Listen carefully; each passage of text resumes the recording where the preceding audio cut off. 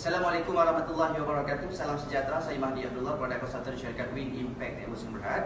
Hari ini saya bersama dengan Puan Fatimah, Kak Zainab dan juga Puan Umi, daripada Batu Pak Johor dalam misi kemanusiaan Win. Hari ini kita nak dengar satu testimoni oleh Kak Zainab.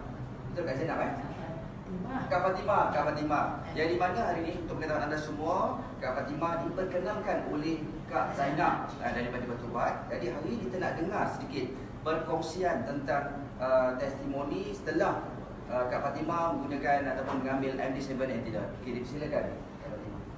Assalamualaikum warahmatullahi wabarakatuh. Saya daripada Batu Pahat. Saya Kak Fatimah binti Asif. Dulu saya ada mengidap sakit ulcer perut. Lepas tu ada batu karang. Jadi sebelum saya buat CT scan, macam dia batu, kadang-kadang keluar darah.